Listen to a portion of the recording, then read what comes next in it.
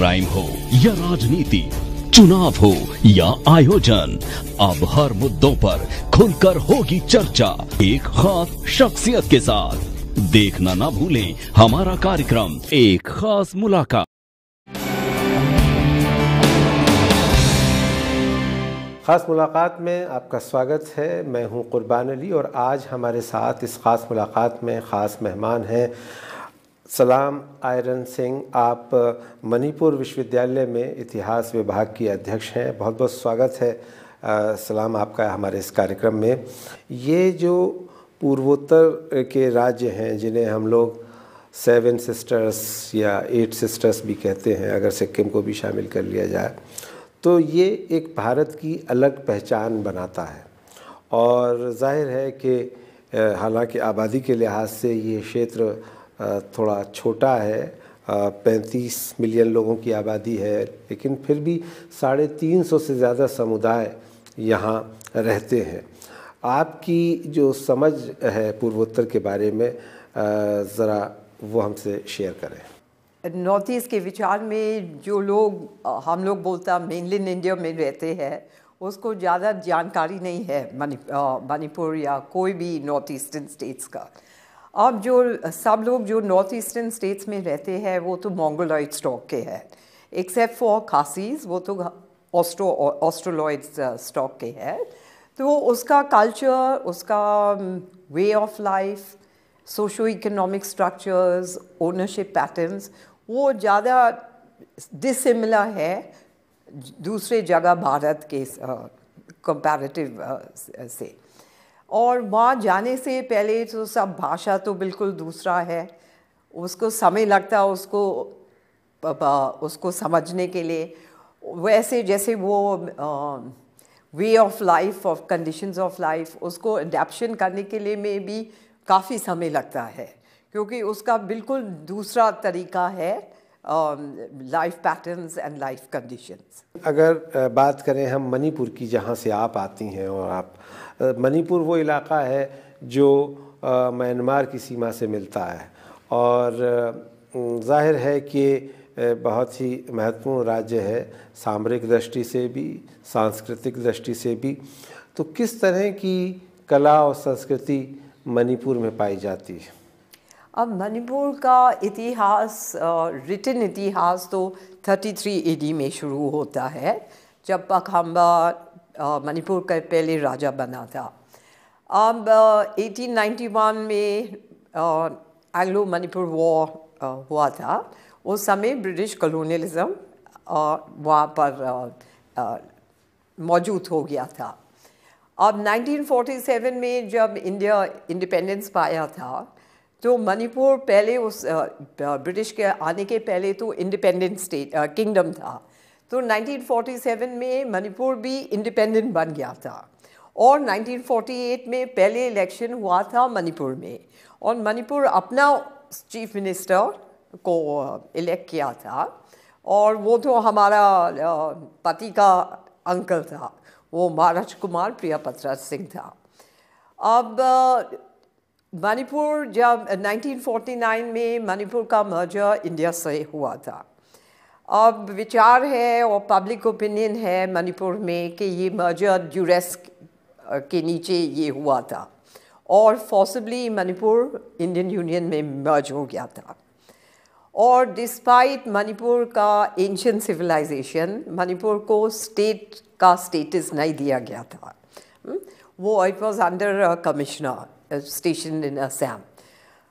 Only in 1972 Nagaland के बाद, other states के बाद मणिपुर को स्टेटहुड मिला था। और मुझे नहीं लगता कि अभी मणिपुर में कोई ऐसी आवाज़ कि जिसे आप भारत विरोधी आवाज़ कह सकें होगी। और मणिपुर भारत के इंटीग्रल पार्ट है, लेकिन उसमें तो वो बिल्कुल डेवलपमेंट नहीं हुआ है। अब सेंटर तो पैसा तो भेजता है सब नॉर्थ ईस्टर्न स्टेट्स के लिए, पर वो तो सब साइफन हो जाता है, तो कुछ भी नहीं पहुंचता है बेनिफिशरीज को। कहाँ साइफन हो जाता है? Well, they are both actors and non state actors, और ये पैसा बहुत कम डेवलपमेंट में जाता है। और अभी तक मणिपुर में कोई भी इंडस्ट्रीज़ नहीं है।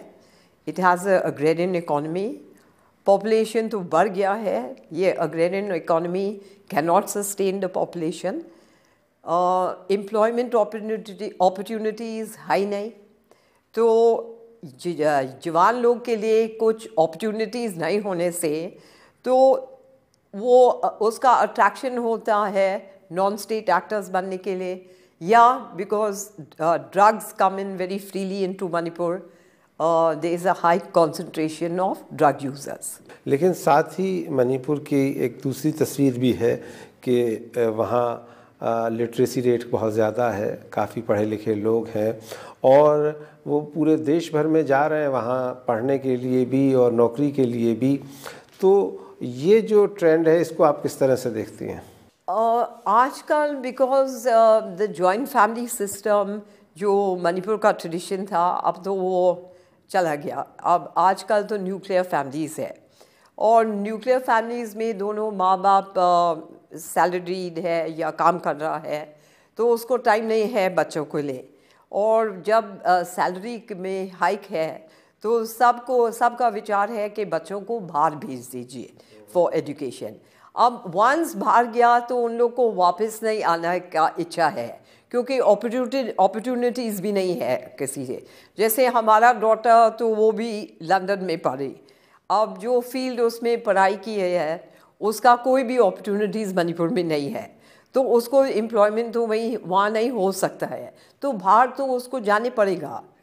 इसीलिए तो इसके वैसे तो बहुत से परिवार ऐसे हैं जिसके बच्चे यहाँ वहाँ भारत में पढ़ा है दूसरा जगह में या भारत के बाहर में पढ़ा है, बट लास्ट 10 साल में काफ़ी मणिपुरी यूथ वापस आ रहा है और उसका एनवायरनमेंट थोड़ा बदली हो गया, थोड़ा अपॉर्चुनिटीज़ आ गया एंटरप्रेन्योरशिप के लिए। सो धीरे धीरे कोई एंटरप्रेन्योरशिप, यानी आप ये कह रही हैं कि अब वहाँ रोज़गार के अवसर पैदा हो रहे हैं और लोग वापस आ रहे हैं। हाँ, दिस इज़ वो बहुत न्यू फिनोमेना है, खाली ये लास्ट 10 साल में ऐसे हो रहा है। हर राज्य की अपनी एक अलग पहचान है, अलग संस्कृति है, कल्चर है, अलग उसके जो फ़ौना और फ्लोरा है वो भी अलग ढंग से है। तो ये मिला करके कैसी तस्वीर आपकी नज़र में बनती है? वेल सब जो लोग नॉर्थ ईस्ट में रहता है पहले उसका रिलीजन धर्म था एनिमिज़म, और वो सब नेचर डेटीज़ का वर्शिप करता था। अब जब क्रिश्चियनिटी आया था टू द नॉर्थ ईस्ट, और most of the tribes except for Arunachal वो सब क्रिश्चियन बन गया था। अब मणिपुर में खाली जो हिल ट्राइब्स था वो कन्वर्जन किया क्रिश्चियनिटी में। अब हिंदुइज़्म भी मणिपुर में खाली 17th सेंचुरी में आया था, नॉट 17th 18th सेंचुरी में आया था। एक गुरु शांति घोष ने आया था बंगाल से, और जो राजा था मणिपुर के गद्दी पर गरीब निवास, उसको हिंदुइज़्म में कन्वर्ट किया था। उस समय कन्वर्जन के बाद गरीब निवास ने ऑर्डर दिया था दरबार में कि सब मेते लोग हिंदू बनने हैं, तो सब लोग वैष्णवाइट बन गया मेते लोग। पर ये वैष्णविज़्म तो प्योर वैष्णविज़्म नहीं है, उसमें अपना इंडिजीनियस रिलीजन जो सनामाही कहता है उसका अमेलगमेशन हिंदुइज़्म में हुआ है। तो हर साल हम लोग एक सेलिब्रेशन करता है जो लाय होराबा कहता है, ये है the creation of the world according to Meitei mythology, और वो वैष्णविज़्म से कम्प्लीटली डिफरेंट है। अच्छा, और बुद्धिज़्म का क्या हाल है? क्योंकि एक ज़माने में वहाँ बुद्धिज़्म भी काफ़ी था। बुद्धिज़्म तो उसमें मणिपुर में नहीं है, अब बहुत छोटा परसेंटेज है Buddhist I think, but Mizoram में काफ़ी बुद्धिस्ट है, त्रिपुरा में उस जगह में है। अब एक चीज़ जो निकला है recently, means in the last 3-4 decades है कि काफ़ी लोग मिज़ोरम और मणिपुर का ट्राइबल लोग वो क्लेम करते हैं कि they are one of the lost tribes of Israel and that they are actually Jewish, और उस काफ़ी लोग भी माइग्रेट किया है इज़राइल को, अब वो वहाँ वेस्ट बैंक ऑफ इज़राइल में सेटलमेंट हो गया है।